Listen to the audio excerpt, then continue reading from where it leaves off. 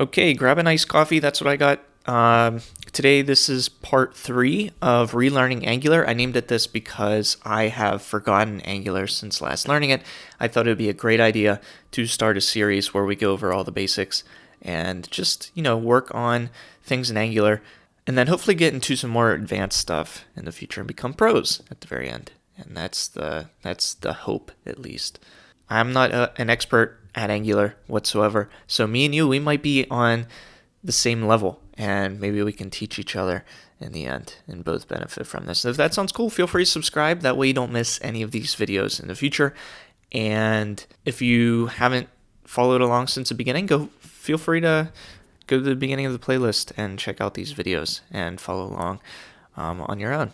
And I know in the last video I mentioned that we're going to do some binding from the template of the component, the HTML, or rather, I guess, from the class of the TypeScript file in the component to the HTML.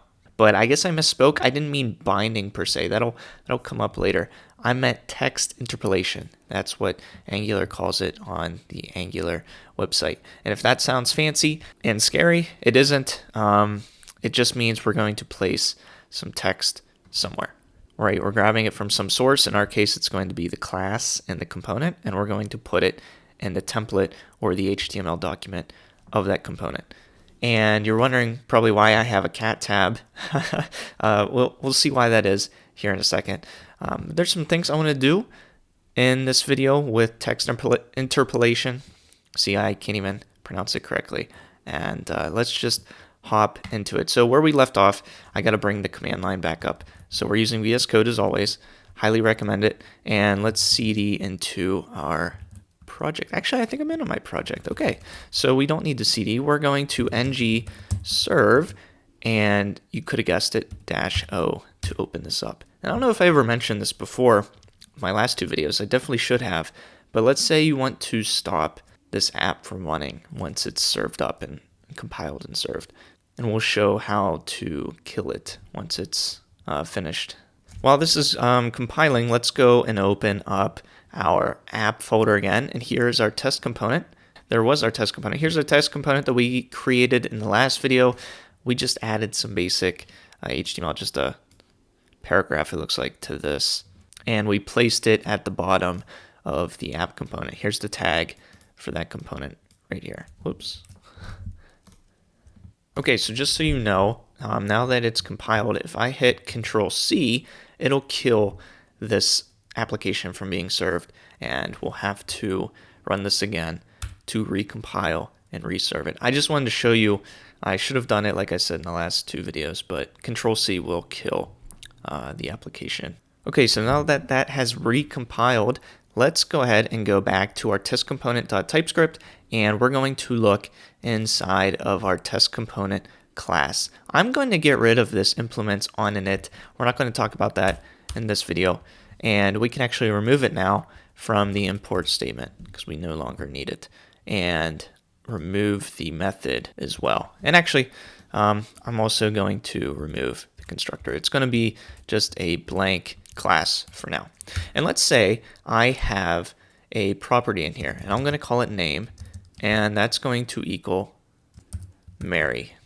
And then what I can do with the text interpolation is I can take the name, the value for name, and place it into our HTML by a special syntax.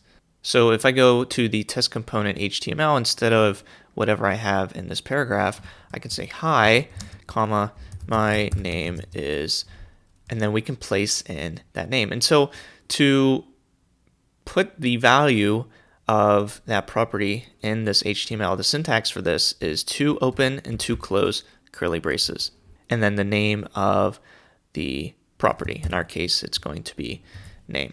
Now, notice that if I tried to interpolate the name in the app component HTML, it's not going to work, because if we look at its TypeScript, there is no property named name. There's a property named title, but it's not going to know anything about this test component.ts. So as of right now, we can't take the property of the test component and assume that all the other components are going to know about it. It's just going to be the HTML or the template of that specific component. So I think it recompiled since we added or changed up the HTML. So now if we look at it, it says, "Hi, my name is Mary," which is what we expect, right? It took the value of the name property and placed it in the HTML. And notice if I change this now to Tim and I hit save, it'll recompile and change the value to "Hi, my name is Tim." So that's pretty cool, right? We can take values of different things, and it doesn't have to just be a property. I can create a method called getNumber, and that's just going to return the number 2. And if I go, well, actually I'm going to save this, and I'm going to go to the HTML, and we can say well, put this in another paragraph, I guess. My age is, and then we can call that method inside of here. So I'm going to say getNumber and then open and close parentheses and not pass anything. So we'll recompile this, and it says, "Hi, my name is Tim, my age is 2. So not only can we place property values, we can also call methods in here. And we can do other things. We can do addition or subtraction or multiplication, division, all that good stuff. And I'm going to put another paragraph down here and say, "Just kidding, my age is," then we're going to do another open and close, curly brace, and we can actually do addition here. So let's say 20 plus 10. And we'll save, it'll recompile. And here we can say, "Just kidding, my age is 30, right? Because 30 is 20 plus 10. So hopefully you can see how powerful this can be, and you can make this pretty dynamic by having some kind of logic in here and then interpolate what the output is into our template or to our HTML. Something else valuable, and the reason I had that cat tab up in Google Chrome was because I added a folder in here called images. I added cat.jpg, and this is a picture of a cat. And so if I had an image here in HTML, what we could do is we can right click on the cat.jpg and copy the relative path and put it into here. We'll hit save, it'll compile.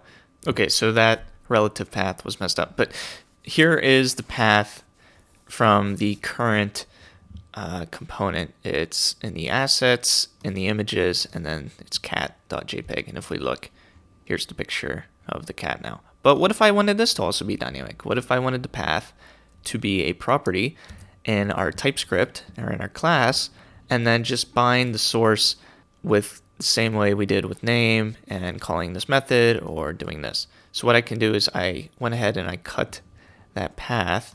And if I look in the test component TypeScript, I can have a new property in here called image path.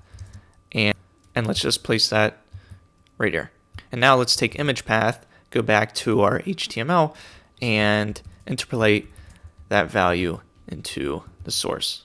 Okay, and notice that when I showed it after recompiling, the cat image no longer appeared, and that's because these backslashes with the A and the I, they thought that in TypeScript, that could mean a special character. So to ignore it, we're going to put double backslashes for each single backslash that's really going to be.